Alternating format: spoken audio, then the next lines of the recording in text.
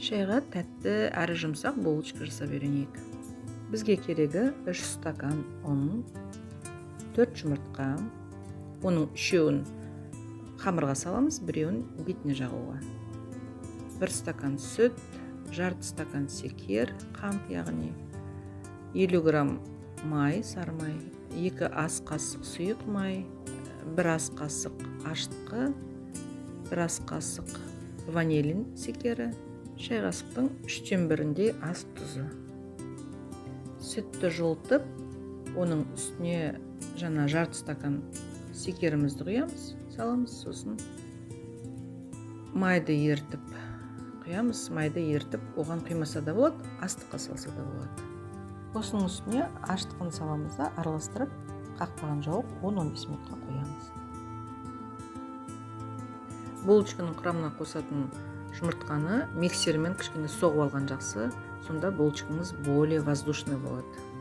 Енді барлық құрамдарын араластырамыз, жаңағы соғылған жұмыртқа, сосын уже езілген, аздап көтеріліп тұр, ашытқы, соның барлығын араластырып, ас қасық ванилин, жаңағы тұз, сұйық май, солардың барлығын саламыз да, жақсы етіп араластырып, үстіне ұнды қосамыз.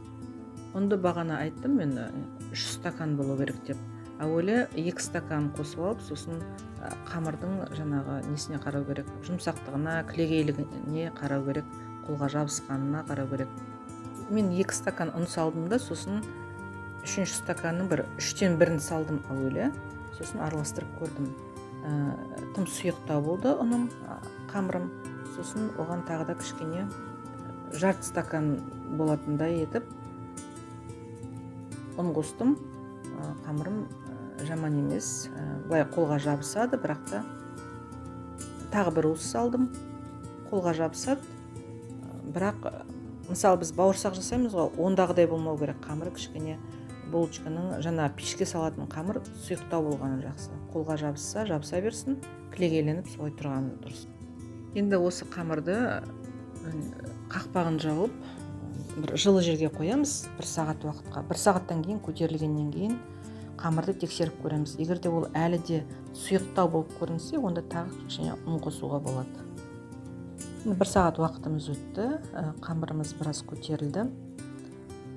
Тексеріп қарап жатырмын, кішкене қолға қатты әбден жабысады екен, сондықтан сәл ұн қостым. Сонда барлығы 3 стакан ұным кетті менің. Барлық ұнның бәрін қостым.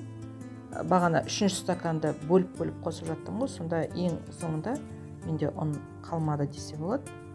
3 стаканға жуық ұн қостым. Сосын қамырды бір басып, одан кейін сыртын шемішкі май, сұйық маймен майлап қойдым. Кейін жаңағы тағы бір жарты сағатқа қоямыз, көтерілгеннен кейін уже жұмыс жасағанда ыңғайлы болады, сонда сырты жабыспай жақсы болып тұрады. Мына тағы бір жарты сағат уақыт өтті. Қамырымыз әбден жақсы көтерілді, мына қолға да жабыспайды. Жұмыс жасай беруге болады. Пешке салатын қаңылтырдың бетіне пісіру парақшасын төседім. Оны төсемей жаңағы тақтайдың бетіне, қаңылтырдың бетіне сұйық май жағып та жасай беруге болады. Булочкаларды жасаған кезде қолыңызды міндетті түрде сұйық майға майлап алған жақсы, себебі булочкалар бір-біріне жабыспай пісіп шыққанда да ажыратып алуға өзіңізге ыңғайлы болады. Формаларын енді әртүрлі қылып жасауға болады ғой, мынау маған енді өте ыңғайлы, өзіме әрі тез жасалатын түрі. Күнделікті шайға осы формада жасай беремін. Булочкалардың барлығын формасын беріп болғаннан кейін кішкене 10-15 минутқа қою керек, олар аздап көтерілу керек. Себебі біздер қолмен иілгенде ол қамырымыз кішкене отырып қалды. Енді міне бәрі көтеріліп болды. Пешке салай берсек болады. Пеш қызып тұру керек. 180 градустық пешке бір 15 минутқа қойсаңыз, сол жеткілікті, булочкаңыз пісіп қалады. Енді бетіне жағатын жұмыртқаны секермен соғып аламыз. Ол үшін сары уызын алып тастаймыз жұмыртқаны. Бір жұмыртқаға бір жарты қасықтай секер салсаңыз жеткілікті, соны миксермен соғып аламыз. Булочкамыз да пісіп қалды. Жаңағы соғылған жұмыртқа мен секерді бетіне жағып шығамыз ыстық күйінде. Ол бетіне жақсы жылтырақ аппақ уызымен жаңағы әдемі болып көрінуіне себепші болады, беті жылтырап тұрады, әрі тәтті болады. Булочкаларымыз суыды, енді оны жей беруге болады.